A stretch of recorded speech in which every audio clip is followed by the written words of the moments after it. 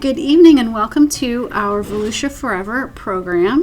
My name is Ginger Adair and I am the Environmental Management Director for Volusia County, and I will be taking us through a series of slides about the existing Volusia Forever program to help us understand how we should move forward with the new program.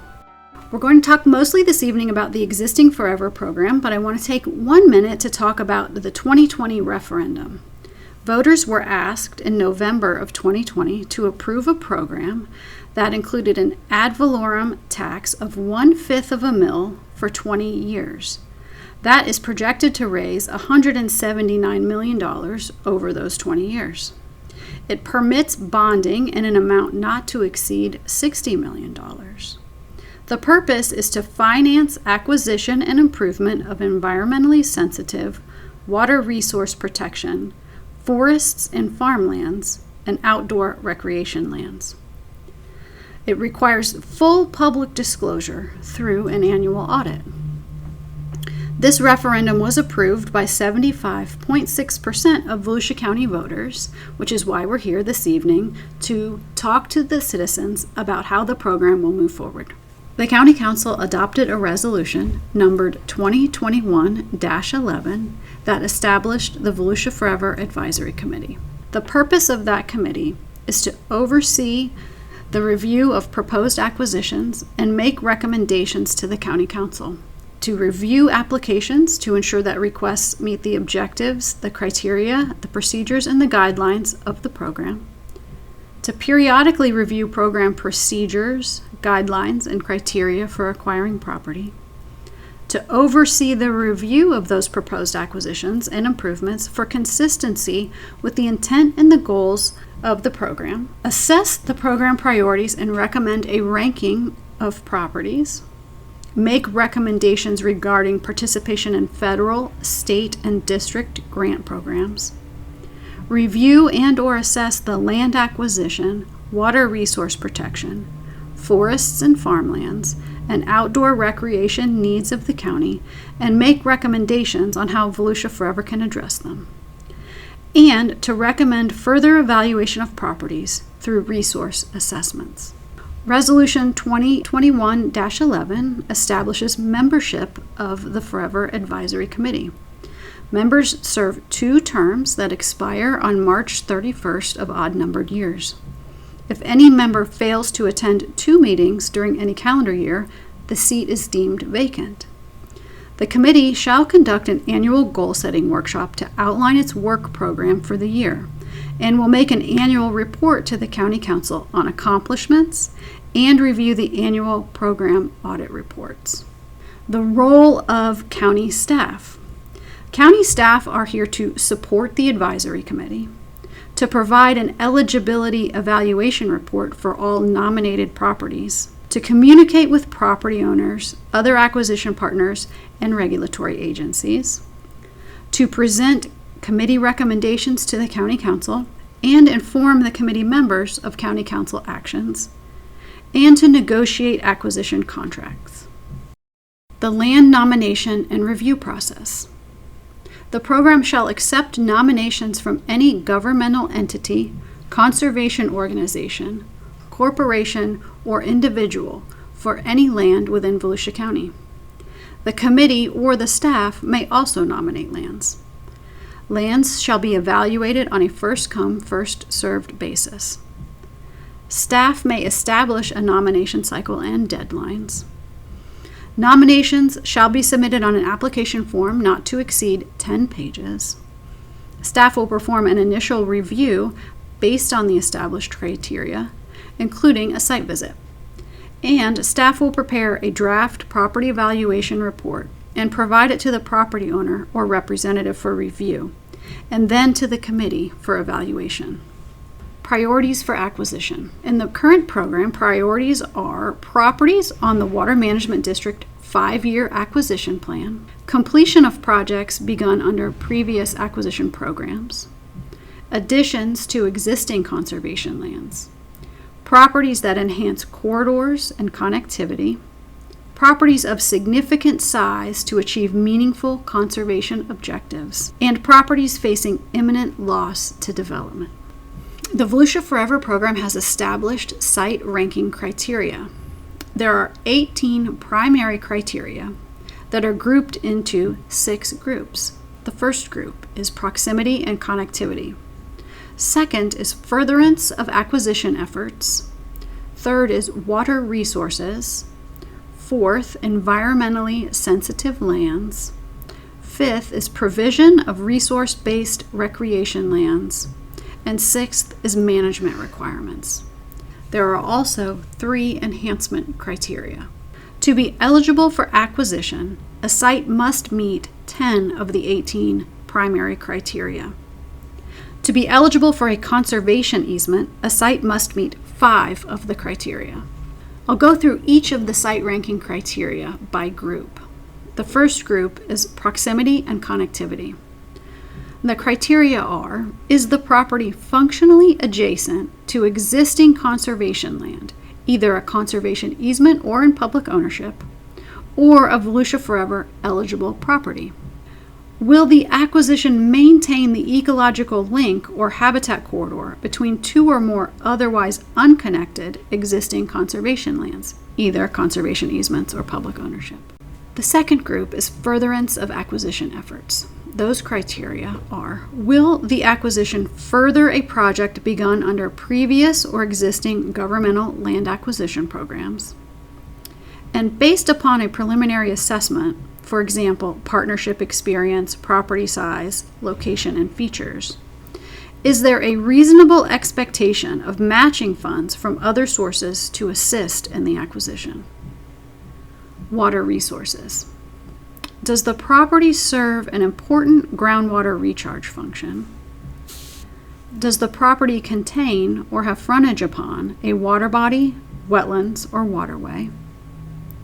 Does the property contain springs and/or other unique geologic features?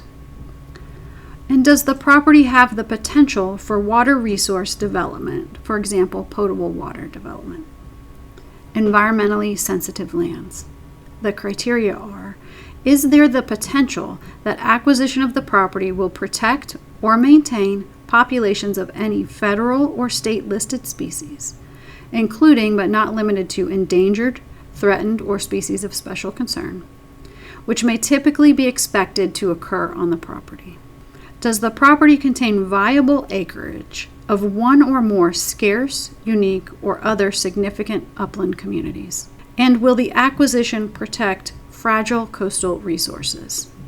Does the property provide resource-based recreation lands? And the criteria is: does the property offer the potential for the establishment or enhancement of resource-based public use opportunities, including greenways, blueways, and trails? Management. Is the size and location of the property appropriate for cost-effective management? Does the property have a limited amount of exotic or invasive species? Is the pattern of existing and potential future land use of the area adjacent to the property compatible with typical land management practices? Is there appropriate access to the property? Is the percentage of water bodies or wetlands requiring restoration minimal? And is the percentage of uplands requiring restoration minimal? This is the enhancement criteria that are established. Does the property likely contain significant historical, archaeological, and/or cultural resources? Does the property have the potential for providing significant opportunities for education and/or scientific research? Does the acquisition of the property substantially further the conservation goals and management objectives of the Volusia Forever program? The committee review and prioritization process is as follows. At an open public meeting, the committee shall divide properties into 2 groups: properties eligible for further consideration and properties that are not eligible based on the established criteria. No less than twice each year, the committee will prioritize the eligible properties into 2 groups. Group A are those properties that receive the highest priority. They significantly further the goals of the program and may be eligible for matching funds or within the Volusia Forever project area. Group B properties are important but not the highest priority based on the evaluation criteria. Group A properties are forwarded to County Council for authorization to proceed with the acquisition process. County Council may move a property from one group to another, but may not add a property to the ranking group that has not first been determined eligible by the committee. Once the properties are ranked onto the Group A list, there is a final acquisition process. The Group A properties shall be pursued for acquisition by completing the following: a contract with a willing seller, a boundary survey, a title and encumbrance survey, written appraisals, which consist of one appraisal for properties that are valued between $100,000 and $500,000, and two for properties with values greater than $500,000. Also completed are environmental audits, either a Phase 1 or Phase 2 audit as necessary, a deed or an easement, approval by the County Council, and then the real estate closing. This graphic depicts the process of Volusia Forever acquisition. At the top of the page, the Volusia Forever staff solicits willing sellers, that is, those property owners who are interested in having Volusia Forever purchase their property for conservation. Next, the Volusia Forever Advisory Committee recommends lands for acquisition based on the established criteria. The County Council then approves or modifies those committee recommendations. The land acquisition staff negotiates purchases, and then the land management staff manages that land in perpetuity. Also included in the existing Volusia Forever program is the small lot acquisition program. The Volusia Forever resolutions authorize the acquisition of small lots. That program supplements the county's efforts in acquiring environmentally sensitive lands in antiquated subdivisions. The lots are small with limited or no physical access or infrastructure. The goal is to assemble contiguous small lots into ecologically significant tracts. For small lots, the acquisition procedures are modified. No survey, appraisal, or environmental assessment is required, and only a limited title search and an affidavit from the owner stating there are no known pollutants is required. Through this program, Volusia Forever has spent over $1.6 million since 2001 to acquire a total of 2,519 acres.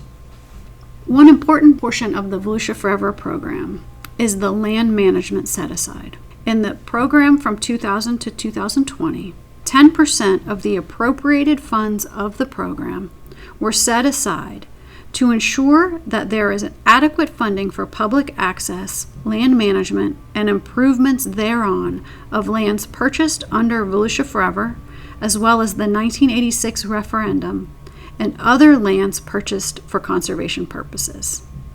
You will hear more about the land management set-aside in the financing section of this presentation. Good evening. I'm Tim Bailey, Parks, Recreation, and Culture Director. I'm responsible for the land management on the conservation lands. Responsible for management, enhancement, and restoration of approximately 41,000 acres. Ecologically sensitive management focuses on restoration, conservation, education, and research opportunities for the wise public utilization of natural lands. Land management activities. These include habitat maintenance and restoration, which includes prescribed fire, sustainable forestry, which promotes conservation and management practices which are environmentally, socially, and economically sustainable and which generate and maintain benefits for present and future generations. Plant and animal monitoring, which includes exotic species control, Jay-Watch, and Rugel's Pawpaw Roundup. Recreation, public access, and education. These include hiking, biking, horseback riding, and primitive camping are allowed on most conservation properties. There are 46 miles of trails and 5 campsites. Hunting is allowed on the Lake George Forest and Wildlife Management Area and is administered by the Florida Fish and Wildlife Conservation Commission as part of a larger 35,380 acre wildlife management area. Interpretive trail signage, guided tours, educational programs, and Boy Scout projects. I am Ryan Osowski, Chief Financial Officer for Volusia County, and I'm here to go over some of the financial aspects of the Forever program. First, I'd like to cover the revenue estimates and the current balances that are on hand from the current Volusia Forever program. For the new Volusia Forever 2020 ballot elected program, based off of current property values, we approximate that the .2 mills levied will collect $7.65 million for fiscal year 2022.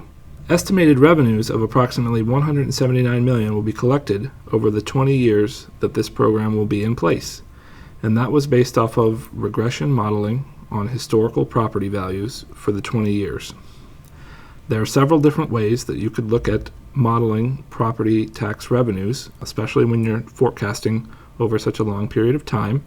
However, this is a down-the-middle approach at the $179 million number. The current balances for the Forever 2000 program that are on hand by the county include a $726,711 reserve for acquisition and a $12.7 million reserve for land management. Next, I'd like to go over the land management set-aside. Currently, approximately $1.2 million is spent each year for land management expenses from the Forever program. The funds that are potentially available to cover future land management expenditures include a set-aside from the ad valorem tax, interest revenues, hunting leases and timber sales, and the Forever 2000 fund balance. As mentioned on the previous slide, the $12.7 million reserved for land management. A potential set-aside of 10 to 15% has been discussed, and the amounts of the 10% and 15% set-aside would be $765,000 for 10% or $1.1 million for 15%. Adding that to the interest, hunting leases, timber sales, and the fund balance would be your funding sources for land management. Now I'm going to turn to the land acquisition financing piece of the Forever program. When the voters approved the Volusia Forever program, a $60 million bonding authority was also approved. This $60 million bond would give the county immediate cash flow, but result in annual debt service of approximately $4.2 million per year for the 20-year life of the program at an estimated average interest rate of 3.4%.